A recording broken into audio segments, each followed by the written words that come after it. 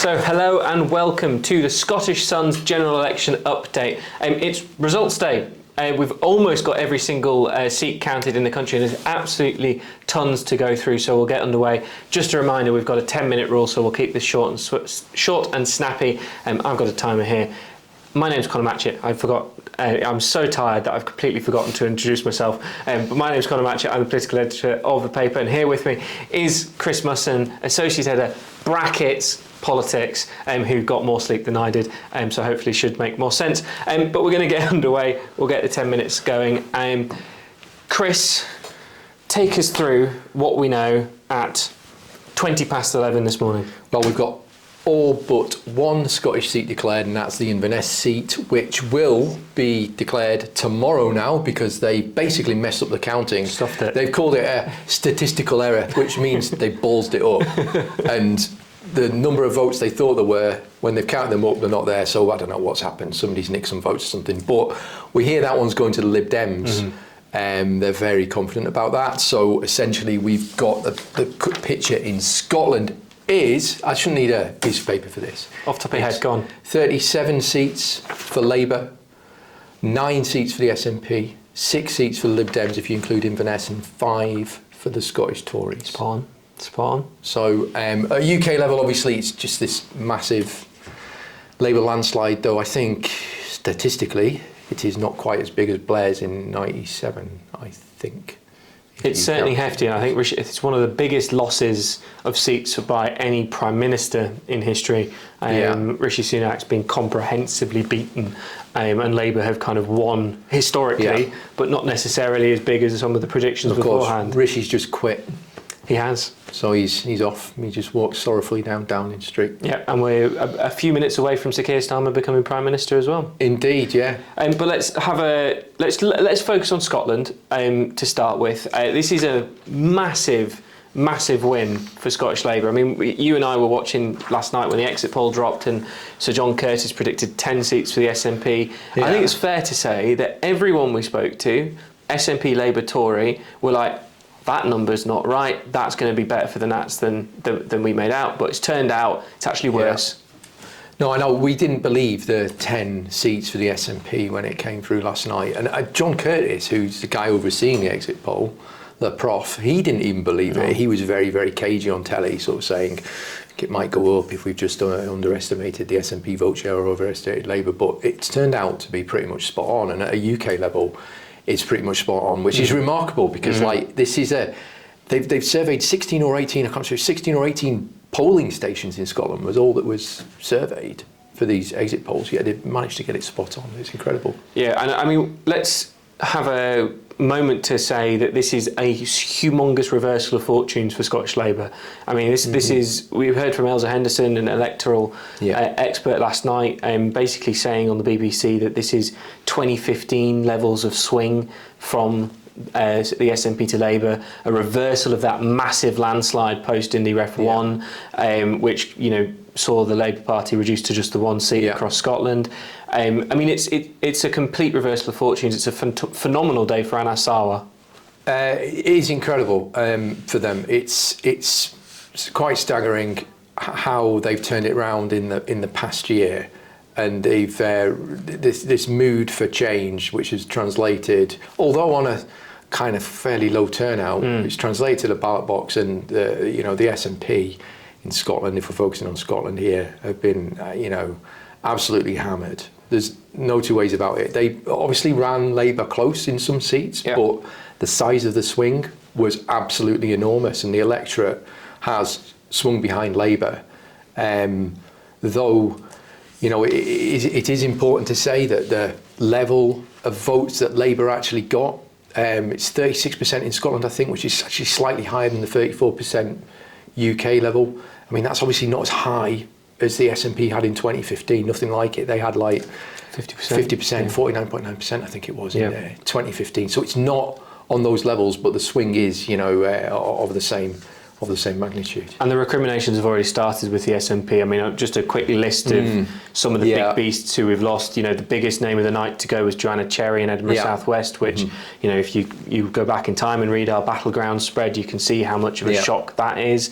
You also have people like Alison Thewlis, David Linden, close ally of Stephen Flynn, Stuart MacDonald, a big defence spokesperson, or former defence spokesperson, John Nicholson, Alan Smith, Owen Thompson, former Chief Whip as well. So, several big beasts, and lots of SNP hopeful MPs who thought they were probably shoo-ins a year ago who are out of a job.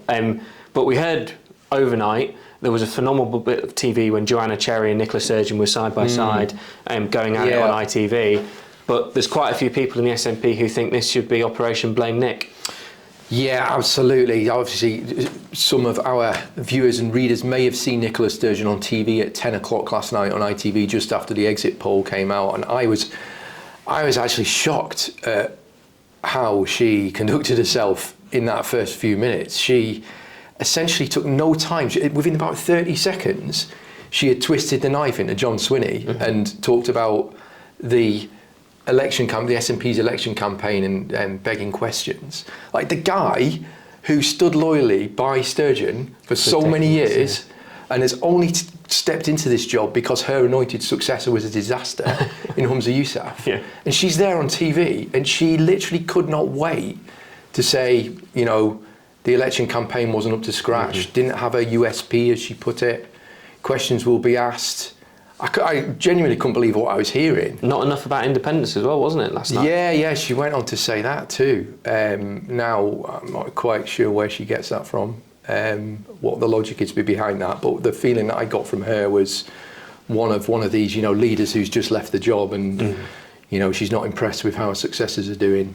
The undertone for me, was kind of, it wouldn't have been like this if Nicola was still around. Definitely. And we'll quickly touch on the Scottish Tories, who had a better night than we expected, and also Scottish Lib Dems, who had a very good night.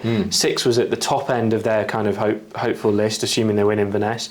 But one big moment last night, one sweetener in the pile of not very nice stuff for the SNP was obviously Douglas Ross not winning in Aberdeenshire North and Murray East, Seamus Logan pipping him to the post.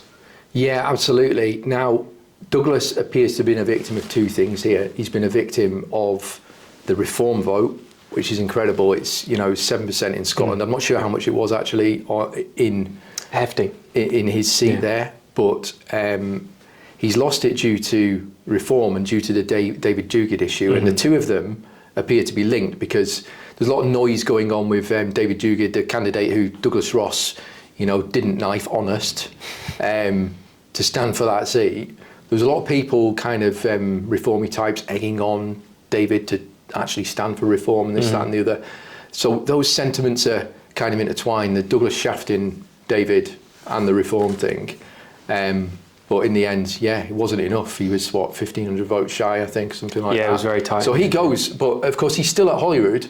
He said he's stepping down regardless, so he's not going to be Scottish Tory leader after the Scottish Tory leadership race, which is going to start in a few days. But he's still going to be an MSP, so it'll be, he was hoping to be off down to Westminster, well, jacked in Holyrood, but now he's going to be basically sat around at Holyrood for the next couple of years, so it would be interesting to see what happens to Douglas. We understand that he's going to stick around as an MSP. There was some chat that even if he lost in Aberdeenshire North and Murray East, that he'd quit Holyrood and just jack it in because he hates the place so much, but he's going to stick around, at least at the minute. He's not a man known for flip-flopping. But let's move on to the UK picture, I think.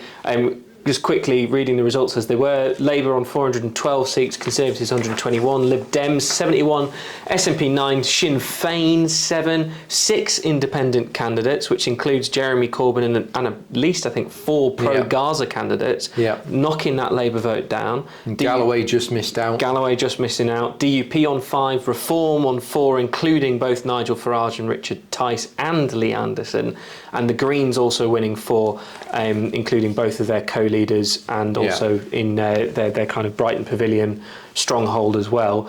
This is the thing that strikes me from this result is the vote share. Labour 33.7, Conservatives 23.7. It's tiny for both of them, and it's one of the biggest majorities in history. It is. It's remarkable how this first past the post system that we all know we have can pan out. I mean, Labour were polling around 40%, and they've achieved a lot less than that, but it's an enormous victory. It's an enormous victory. Now, obviously, we're going to hear Starmer speak soon, but I don't think it's going to be a tub thumping, you know, I'm the man kind of speech. He's gonna have to, you know, play it cool and not be too over celebratory and, you know, limit expectations, etc., etc. Because with the best will in the world, getting, you know, a third of the vote doesn't appear to kind of merit, you know, getting this massive majority of seats. Not that I'm, you know, I don't know, am I an advocate for electoral reform? I'm not sure. Right, that's everything we've got time for. Have you got any final thoughts, Chris, after what it's been a momentous result across the country? Final thoughts are that massive win for Labour, but a lot of work to do now in Scotland ahead of 2026. They've got to make change. UK Labour, they've got to make it quickly, otherwise it's going to come back and bite Scottish Labour in 2026. Fantastic. If you haven't already been at the shops, make sure you do to pick up today's bumper Scottish Sun with pages and pages worth of election content, and also more tomorrow, and online on scottishsun.co.uk, where we've had a live blog running all night. But thank you very much for watching and listening at home, and we'll see you tomorrow. Bye bye.